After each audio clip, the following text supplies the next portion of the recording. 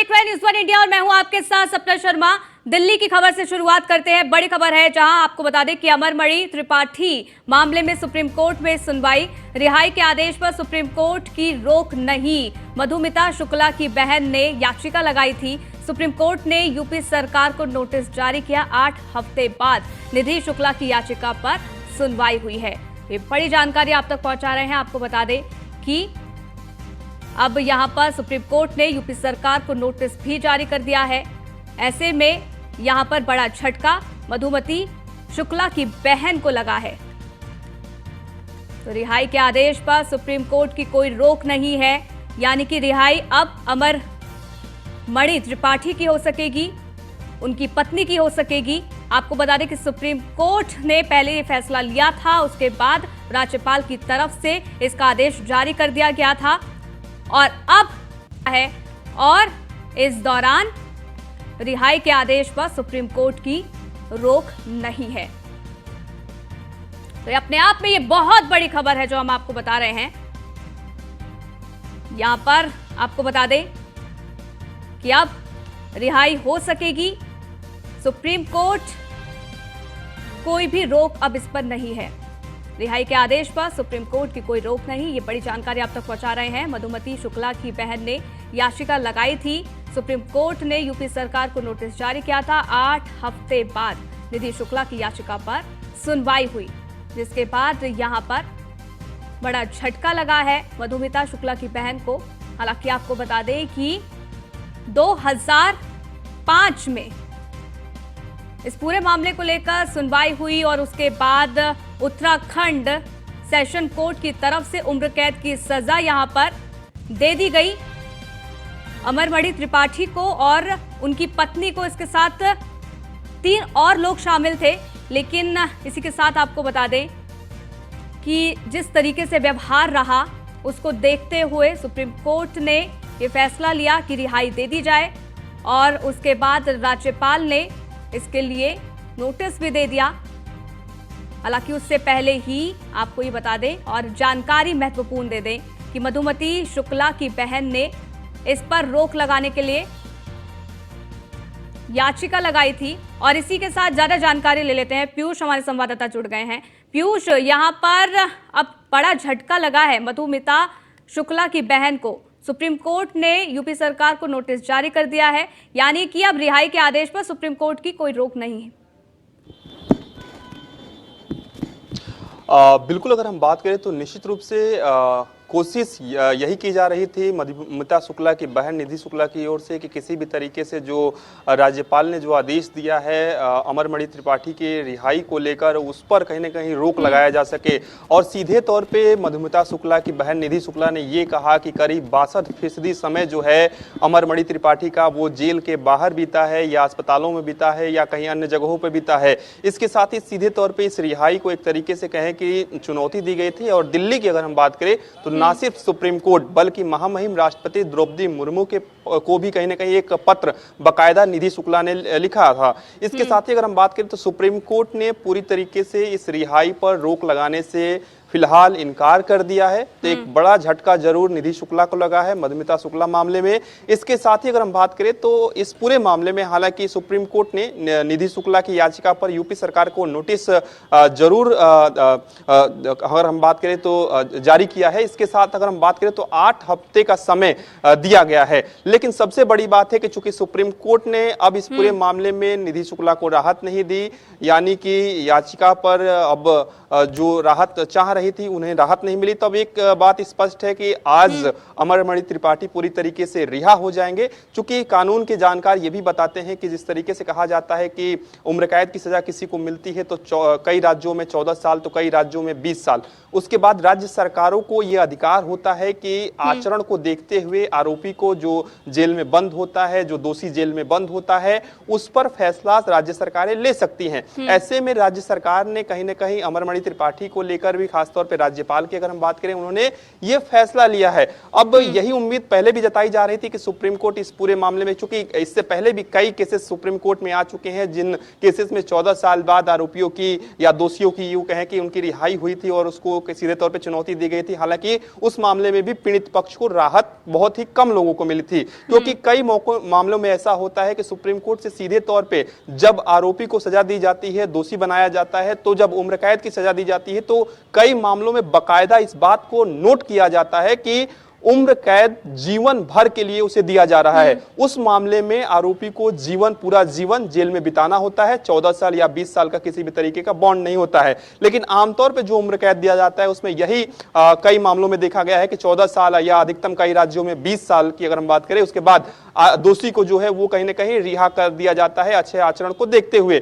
तो निश्चित रूप से एक बड़ा झटका जरूर मधुमिता शुक्ला की बहन निधि शुक्ला को लगा है। हालांकि वो कह रही हैं कि हम फिर से कहीं ना कहीं हमने पत्र लिखा है राष्ट्रपति जी को, इसके साथ ही राज्यपाल महोदया को भी हम कहीं ना कहीं कहेंगे कि इसकी जो रिहाई है कहीं ना कहीं रोका जाए और इसके आगे कहीं भी कानूनी जो विकल्प है वो हम तलाशेंगे। लेकिन निश्चित रूप से आप देखिए, एक लंबी लड़ाई मधुमिता शुक्ला की बहन निधि शुक्ला ने भी लड़ी, इसके साथ ही अमरमणि त्रिपाठी के परिवार ने भी लड़ी। तो निश्चित रूप से आज एक महत्वपूर्ण दिन उत्तर प्रदेश के लिए है, क्योंकि इस पूरे केस के लिए है। लेकिन जो राहत चाहती थी निधि शुक्ला, वो फिलहाल निधि शुक्ला को सुप्रीम कोर्ट से इस पूरे मामले में नहीं मिली। हालांकि निधि शुक्ला इस पूरे फैसले के बाद भावुक हो गई, उनके आंखों से आंसू आ गए। और निश्चित रूप से एक बहन की आंखों से आंसू आना इस पूरे फैसले की बात करें या इस हालात में लाजमी है। लेकिन एक बात स्पष्ट है कि लोग जो कह रहे हैं, कानून के जानकार जो कह रहे हैं कि जिस तरीके से उम्र कैद की जो सजा होती है उसमें 14 साल या 20 साल की बात करें, उसके बाद कहीं ना कहीं दोषी को राहत दी जा सकती है उसके अच्छे आचरण को देखते हुए। बिल्कुल, अमरमणि त्रिपाठी 20 साल बाद यहाँ पर अब वो रिहा होंगे। लेकिन कोर्ट की तरफ से जब याचिका को लेकर सुनवाई होती है, कोर्ट की तरफ से क्या कहा जाता है पीयूष?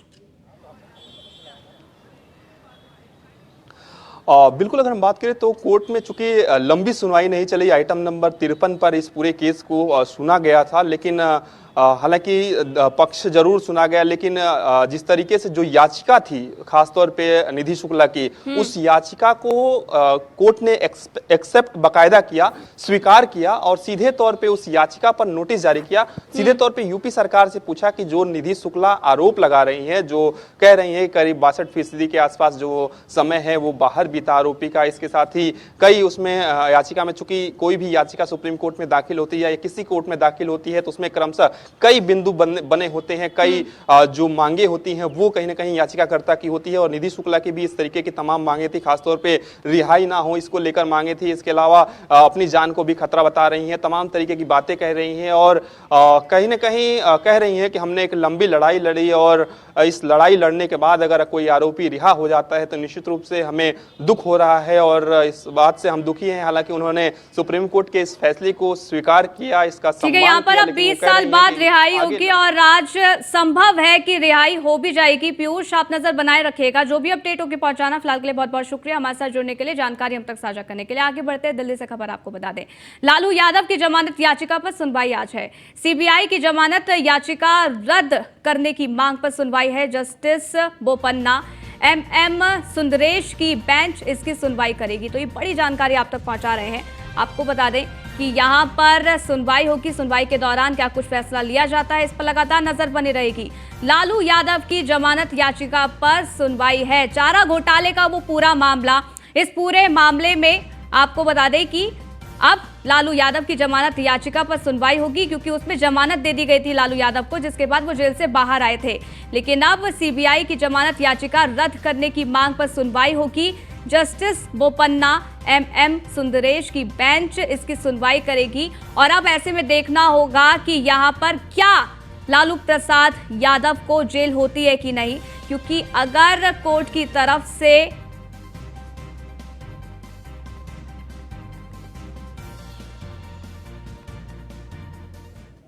आगे बढ़ते हैं, कांग्रेस सांसद राहुल गांधी की जनसभा। लद्दाख दौरे के दौरान राहुल गांधी ने की जनसभा। राहुल गांधी ने सरकार पर निशाना भी साधा है। हिंदुस्तान की जमीन चीन ने छीनी है।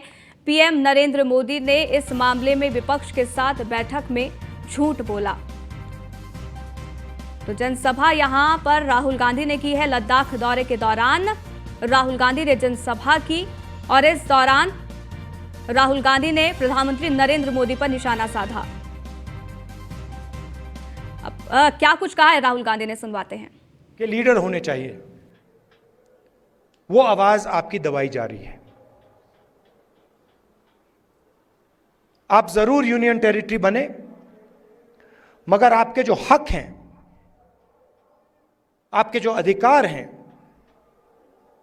वो आपको नहीं मिल रहे हैं। ये आपने पहली बात बोली। दूसरी बात आपने बोली कि जो रोजगार के वायदे आपसे किए गए थे, वो वायदे झूठे थे। और लद्दाख के कोने कोने में अगर किसी भी युवा से बात की जाए,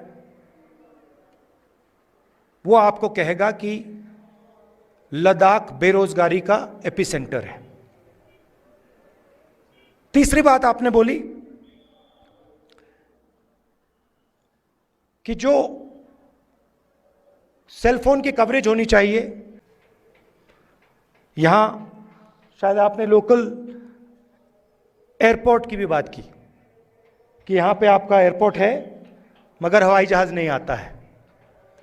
तो मैंने आपकी बात सुनने की कोशिश की और कांग्रेस पार्टी आपके साथ खड़ी है और आपकी जो स्ट्रगल है,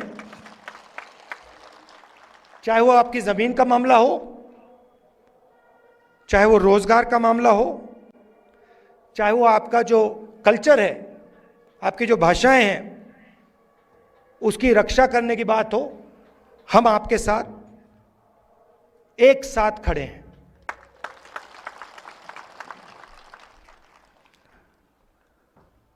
यहां पे सब लोग जानते हैं कि बहुत सारे नेचुरल रिसोर्सेज हैं। 21वीं सदी में सोलर एनर्जी की बात की जाती है और लद्दाख में सोलर एनर्जी की कोई कमी नहीं है। बीजेपी के लोग ये जानते हैं, समझते हैं कि अगर आपको रिप्रेजेंटेशन दिया जाए तो फिर वो आपसे आपकी जमीन नहीं छीन पाएगी। मामला जमीन का है और बीजेपी के लोग जो आपकी जमीन है आपसे लेना चाहते हैं। अदानी जी के बड़े बड़े प्रोजेक्ट्स यहां लगाना चाहते हैं और उन प्रोजेक्ट्स का फायदा आपको नहीं दिलवाना चाहते हैं। हम ये कभी होने नहीं देंगे।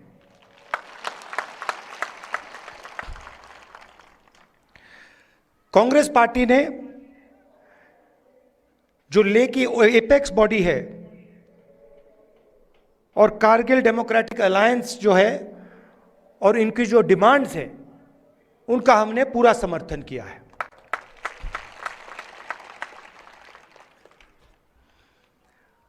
आखिरी बात मैं आपसे कहना चाहता हूं,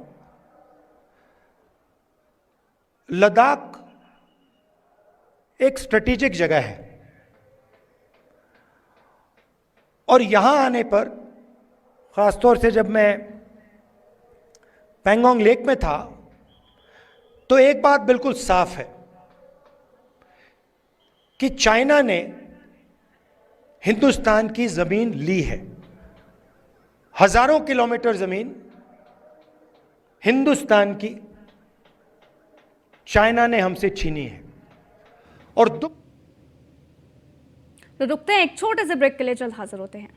ब्रेक के बाद आपका स्वागत है। दिल्ली से बड़ी खबर आपको बता दें, प्रधानमंत्री नरेंद्र मोदी का दौरा, ग्रीस के एक दिन के दौरे पर एथेंस पहुंचे प्रधानमंत्री नरेंद्र मोदी। थोड़ी ही देर में ग्रीस के प्रधानमंत्री से पीएम मोदी मुलाकात भी करेंगे और इसके साथ ही आपको बता दें कि ग्रीस में रह रहे भारतीयों से भी यहां पर पीएम मोदी मिलते नजर आएंगे।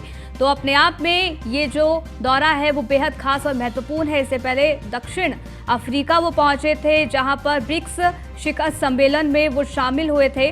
अब इसके बाद आपको बता दें, प्रधानमंत्री नरेंद्र मोदी का ग्रीस का ये दौरा है, जहां पर ग्रीस के एक दिन के दौरे पर एथेंस प्रधानमंत्री नरेंद्र मोदी पहुंच गए हैं। बताया जा रहा है कि थोड़ी ही देर में ग्रीस के प्रधानमंत्री से पीएम मोदी मुलाकात भी करने वाले हैं। तो 40 साल बाद कोई भारतीय प्रधानमंत्री ग्रीस पहुंच रहा है तो ये अपने आप में ऐतिहासिक है। इसी के साथ आपको बता दें कि प्रधानमंत्री नरेंद्र मोदी का आज का दौरा, ग्रीस में रह रहे भारतीयों से आज प्रधानमंत्री नरेंद्र मोदी मिलेंगे और थोड़ी ही देर में ग्रीस के प्रधानमंत्री से मुलाकात भी पीएम मोदी करते नजर आएंगे। लेकिन आपको बता दें कि दक्षिण अफ्रीका में वो थे जहां पर ब्रिक्स शिखर सम्मेलन में वो शामिल हुए थे। उसके बाद ग्रीस पहुंच चुके हैं प्रधानमंत्री नरेंद्र मोदी, एक दिन यहां रुकने वाले हैं। 40 साल बाद कोई प्रधानमंत्री ग्रीस पहुंचा है। आगे बढ़ते हैं। बिहार के मधुबनी जिले के जयनगर के आईबी में सिंचाई विभाग के खिलाफ 8 सूत्रीय मांगों को लेकर किसान मजदूर सभा प्रखंड जयनगर के द्वारा 1 दिवसीय धरना आयोजित किया गया। कार्यक्रम का नेतृत्व बैरा पंचायत के मुखिया प्रतिनिधि ब्रज किशोर यादव ने किया है। इस मौके पर मुखिया प्रतिनिधि ब्रज किशोर यादव ने कहा है कि सिंचाई विभाग के खिलाफ 8 कांड किया जाए ताकि सैकड़ों एकड़ भूमि में नहर का पानी पहुंच सके। बहरी पंचायत में इन रवा पुल के आगे रसूस गेट में एवं होम पाइप का निर्माण भी किया जाए। ये मांग यदि 1 सप्ताह के अंदर पूरी नहीं की जाएगी तो संगठन उग्र आंदोलन करने के लिए मजबूर होगा। इसकी सारी जवाबदेही सिंचाई विभाग अधिकारियों की होगी।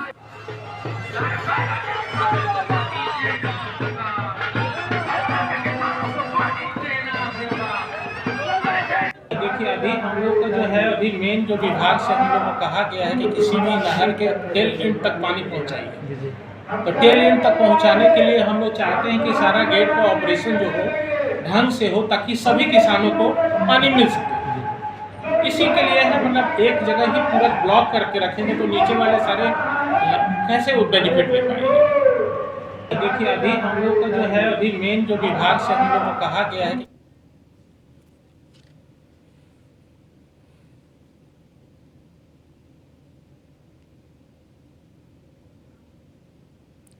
कि बिहार के औरंगाबाद में बीजेपी प्रदेश अध्यक्ष सम्राट चौधरी ने बड़ा ऐलान कर दिया है। उन्होंने कहा है कि 2024 के लोकसभा और 2025 के बिहार विधानसभा चुनाव में पार्टी राज्य में किसी भी दल से चुनावी समझौता नहीं करेगी। साथ ही शर्तें भी रखी। उन्होंने पार्टी कार्यकर्ताओं के समक्ष शर्त रखते हुए कहा है कि हमने केंद्र में 2024 में केंद्र में पुनः नरेंद्र मोदी की सरकार बनाने और 2025 में बिहार में सुशासन का बीजेपी राज स्थापित करने का संकल्प ले रखा है। इसी संकल्प के तहत हमने अपने सर पर पगड़ी नहीं मुरेठा बांध कर रखा है। ये मुरेठा मेहनत का प्रतीक है। ये मुरेठा उसी दिन खुलेगा जिस दिन बिहार में बीजेपी की सरकार बनेगी। साथ ही कहा कि प्रदेश अध्यक्ष बनने से पहले उन्होंने पार्टी के राष्ट्रीय नेतृत्व से यह वचन लिया था कि किसी भी सूरत में नीतीश कुमार से समझौता नहीं होगा। जिनको बोला गया है वो नीचे है, जिनको नहीं बोला गया के नाते जिस प्रकार से हम लोग कतारबद्ध बिहार के बगहा में व्यवहार न्यायालय के एडीजे 3rd आशीष मिश्रा के न्यायालय में हत्या आरोपी पर आरोप तय किया गया है। इस संबंध में एपीपी कमलेश शर्मा ने बताया है कि हत्या आरोपी को दोषी करार कर दिया गया है, जिसमें आरोपी को आजीवन कारावास और 20,000 रुपए का अर्थदंड की सजा सुनाई गई है। साथ ही अर्थदंड नहीं देने पर 6 महीने का अतिरिक्त सजा निर्धारित किया गया है।